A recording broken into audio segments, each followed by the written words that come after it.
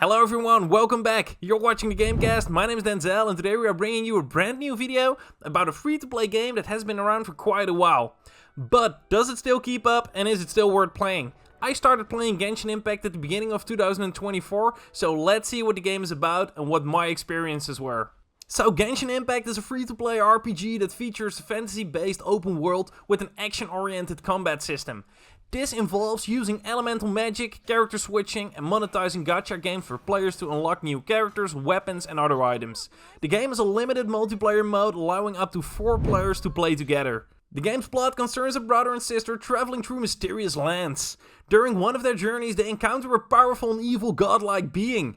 It doesn't matter which character you choose during the game's introduction, because in this sequence one is taken to the magical world of Teyvat while the other is captured by the evil god.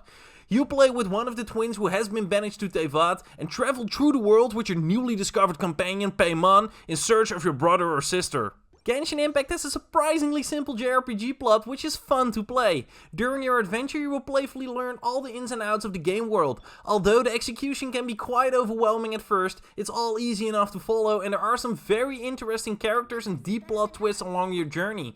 In addition, the game has plenty of lore, and this can mainly be found by reading the many readable books and tomes that are scattered throughout the game world.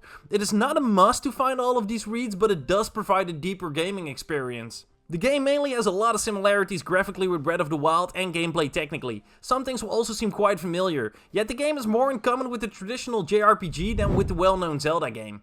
Of course there are similarities, such as cooking with various ingredients, enemy camps that you must conquer in order to open a treasure chest as a reward, a stamina meter that empties as you run and climb, a glider with which you can fly anywhere, and towers where you can travel quickly.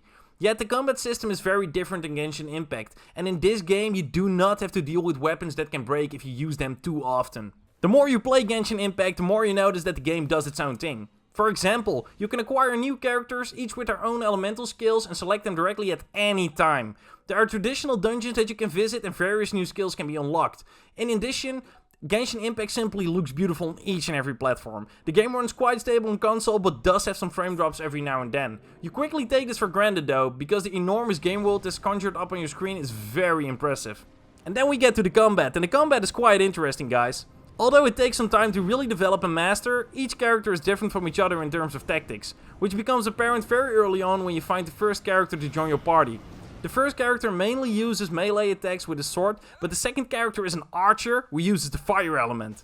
Elemental manipulation also plays a major role in this game. For example, you can use fire to burn wooden shields, with ice you can form platforms on the water to create your own path, and with lightning you can electrocute enemies while they're standing in a puddle of water.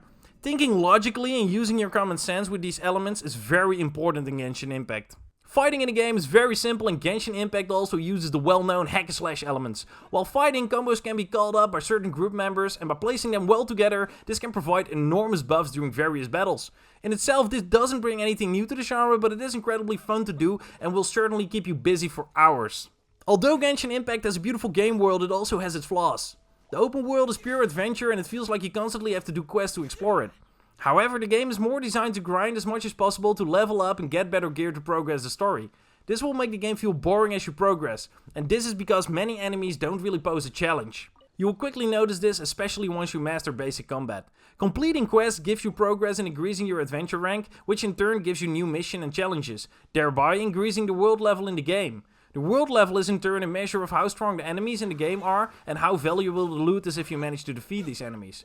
So if you want better loot, you will have to grind like crazy to increase the world level, so you will find better loot. The pity is that the game takes a different direction once you reach adventure rank 20. Then the progression in the game is quite slow and you have to rely on the resin system. Resin is replenished over time in the game and you can purchase it through necessary microtransactions to progress faster. At a later point in the game, grinding for better loot is no longer a fun pastime, as you quickly run out of resin. This means that you will have to grind for a maximum of 15 to 20 minutes in a day, and as you run out of resin, you will have to wait again to be able to play, unless you buy the stuff of course. Because Genshin Impact is a free-to-play game, there are also the necessary microtransactions in the game. This comes in the form of a gacha system, which is a sort of a gambling system that allows you to unlock new characters, cosmetics and other things. These microtransactions are not obtrusively incorporated in the game at all, but they are present. There's a delicate balance here, but Genshin Impact never makes you feel like you actually have to spend any money. If you ultimately want to have all the characters in the game, you will certainly have to open your wallet, but this fact does not prevent you from progressing in the main story of the game. In the endgame, I do have to admit that the game starts asking for more and more money, not so much directly through notifications or something like that, but more because otherwise you won't really get any further, so the pay-to-win principle comes into play.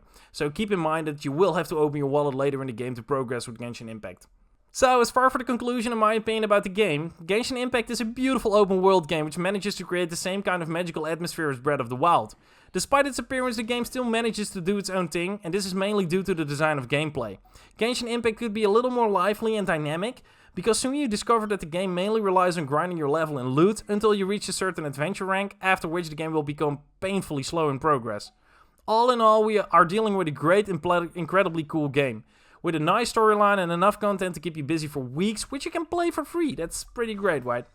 I personally am not a big free-to-play games kind of guy, but I would give this game a solid 85% score, and that's pretty high for me to give to a game, so that says how great the game actually is.